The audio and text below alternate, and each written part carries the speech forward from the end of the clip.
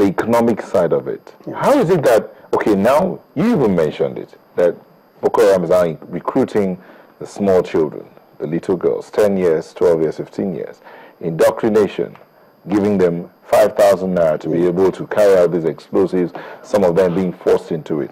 The root cause, poverty, bad governance. That's what he says. In other words, socioeconomic issues. Yeah. Are they being looked at? We'll still come back to the issue of the service chiefs. Well, let's look at the overarching. He used the word, and I think is actually the umbrella word that would help Nigeria. He mentioned the word narrative. The Boko Haram is a narrative that actually started in the 1920s. You see, and then it developed gradually. Why we're talking like this is because Nigeria is yet to understand that what we are facing is war. It's a new type of war.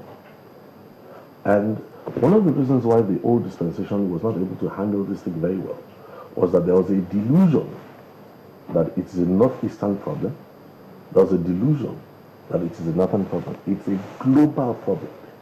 It's just as the modus operandi was such that when they saw that the country did not understand their methodologies of warfare, they seized the opportunity to install an army and take territories. On a normal day, they would rather stick to terror tactics. Now, he talked about the radicalization program. You see, those are the details that we need to go into much later, the radicalization process. But let me quickly say this, that there must be a radicalization process, but there must never be any thought of any so-called amnesty. Because when we understand what a narrative is, and we bring it from the level of the narrative, and we have the understanding of what the global thing is, the Nigerian challenge is that there's a mixture of two strains. Okay, Mr. Thompson, permit me to just come in here a bit. We'll just take a moment and we will come back. Welcome back. We've since been joined by another security expert, Dr. Anaikomu. Thank you for joining us. Thank you. Mr. Thompson, you were saying something. So let's go back about the narrative. Yes. Well, I did say that this is a global narrative. All over the world right now, the nations of the world in the security services have all agreed that the narrative that is playing out started out in the 1920s. Now, we're not going to go into that now, but the bottom line is that there's an absence of a counter-narrative in Nigeria. Secondly, we don't realize that it is not a localized war. We've been talking about this war from the year 1999, 2000. In 2003, when we mentioned that there will be suicide bombings in Nigeria, there were a lot of people who disagree with us. But we have seen the trend. There's no need to reinvent the wheel. Now, take note of this. The solution to this narrative playing out in Nigeria, the military aspect of it, at best, maximum, is only 17%. So there are many other aspects that we need to take care of now. And that's why I'm trusting that in this new government, since we have seen some shift in policy, the war of attrition and the employment of mercenaries, which was what the surge that you saw in the end of the last dispensation, we knew that this employment of mercenaries does not handle a narrative that has an ideology behind it. So these are things that we're going to have to take care of, realizing that unless... The government of mercenaries, was it the government or the Boko Haram or something? Oh, it was the government. This wasn't well reported, but from those who are on ground, there was a use of mercenaries to clear certain corridors. Towards the end of the simply because our military lacked, combat, attack helicopters. No, actually, the military, sir, the challenge we've had is this: is that it wasn't the fault of the last president. The Nigerian military has been on a downward spiral for a while, which is traceable, And then secondly, this new kind of war is not a military war. There are many more aspects to it. He spoke about Osama bin Laden. Osama bin Laden was in Sudan here for a number of years. He interacted with Nigerians.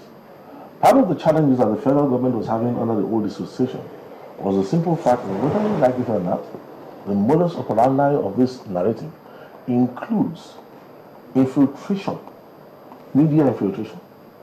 infiltration in politics. What you are dealing with is a hydra. It has many heads. So if you cut off one head, the other heads are there. So until we introduce a narrative, which is why this presidency has the best chance so far, because in this presidency we have a combination of a president who is a devout Muslim, highly respected. I say something to you that a lot of youths in northern Nigeria have not joined Boko Haram because they have some figures that they still look up to and respect. People like our present president, Muhammad Buhari. If not for that, if you saw something, I said something, I was watching and monitoring the political campaigns.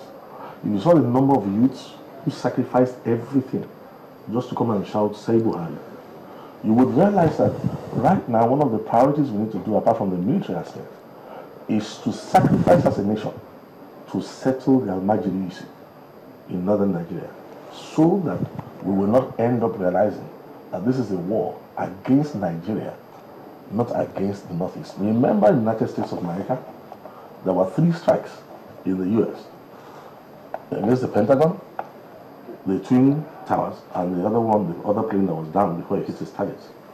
Now, if the United States of America had said this was a local war against those 3 locations, they would have been overrun by now. But they were able to decipher what the problem really is. It's a narrative.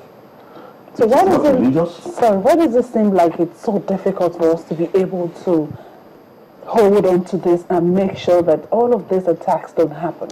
Yes, we're talking about intelligence. You have said things are getting better professionally. You see it. But when people die, if you look at Twitter now, everybody is saying, "What are you saying? People are dying and you're saying things are getting better." I have this for 14 years. When this thing first started, you see, it's like a medical doctor telling you that there's a difference between malaria fever and typhoid fever.